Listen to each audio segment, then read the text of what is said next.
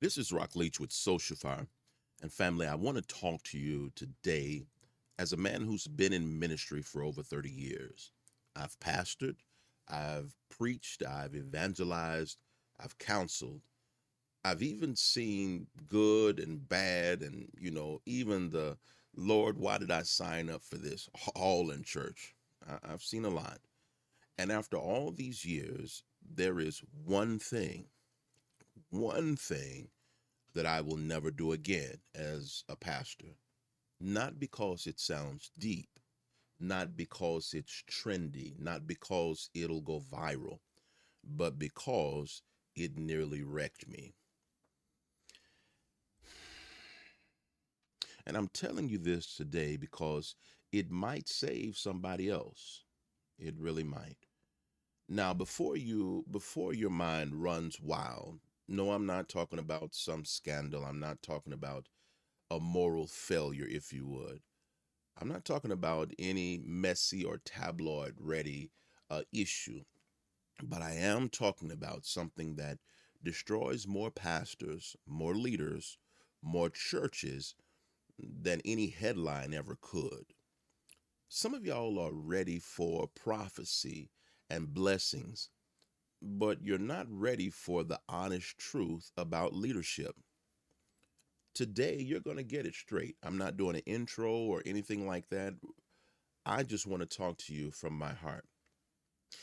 The one thing I will never do again as a pastor is lead people where I am not actively walking myself. Let me say that again for the folk in the balcony. I will never guide people into a level of spiritual life that I'm not living.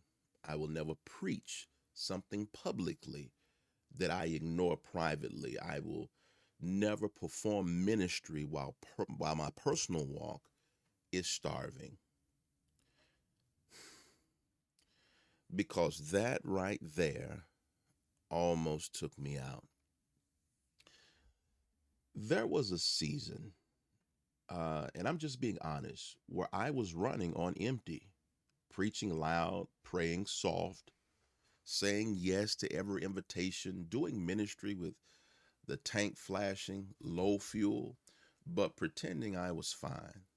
I was helping everybody, helping everybody else hear from God while ignoring what He was trying to say to me. And I'll never forget it. One night, I'll never forget it.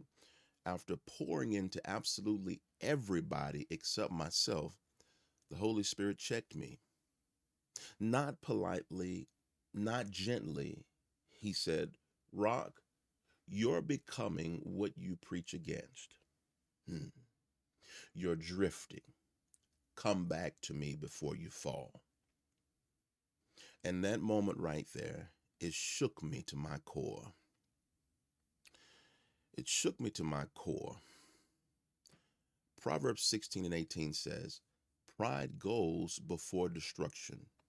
We usually quote that about other people, but leaders need it too. God always whispers before he sends a storm, but many of us, especially pastors, ignore the whispers. We say we're tired, but keep pushing. We say we're overwhelmed, but keep performing. We say we're okay, but we're not. And that's how pastors fall, not because of temptation necessarily, but because they ignored the warning. Family, I want you to hear me, and I want you to hear me clearly.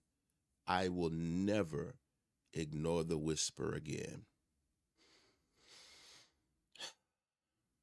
This part might sting, but I want to share this with you as well. You can worship ministry. You can idolize the assignment. You can sacrifice your walk with God while trying to serve him.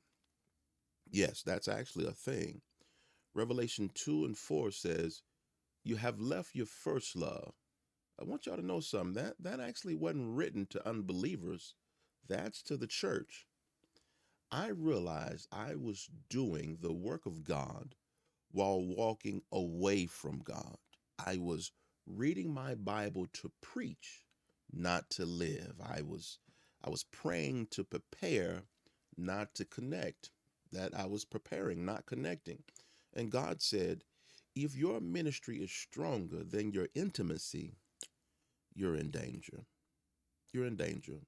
I'll never let that happen again. Never let it happen again. I'll be honest with you. Ministry can make you lose sight of the people who matter most. 1 Timothy 3:5 says, if a man cannot lead his own house, we skip that verse when the calendar is full. We skip over that because we got a full calendar. There were moments where I was, winning in the pulpit but losing at home. We just being transparent. I'm just sharing this because I want to help somebody. There was times I was winning in the pulpit but losing at home. There were days Jess was trying to talk to me and I was mentally still preaching somewhere else. And God checked me again. You can't save the whole church and let your house drown. That's real. So, no, I'm going to tell you, I will never let ministry replace my family again. Never. Exhausted pastors make reckless decisions. Exhausted leaders fall into traps they would have avoided if they were rested. Mark 6:31, Jesus told the disciples, come away and rest. Listen, if Jesus told them to sit down somewhere, who am I to pretend I'm superhuman? Hmm? So now I rest. I rest now. I pause now. I breathe now. Because a burnout pastor is a dangerous pastor. So the one thing I'll never do again, I will never lead from a place I'm not living. I'll never preach what I don't practice. I'll never guide people into a spiritual depth I refuse to walk in myself. I don't care how trendy it is. I don't care how popular it is. I just won't do it.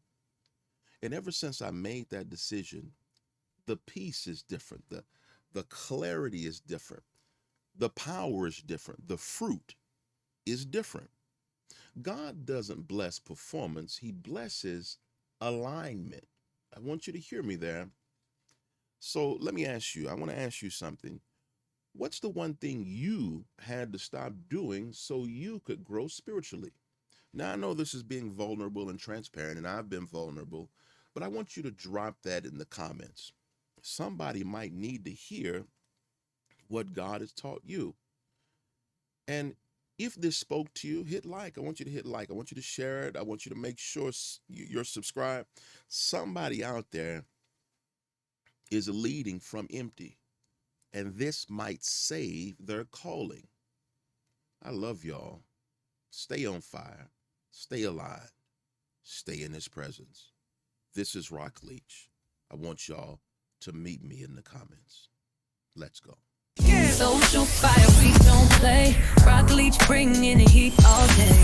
Faith on fire, no mask, no leash. Fire in his voice, yeah, I rock.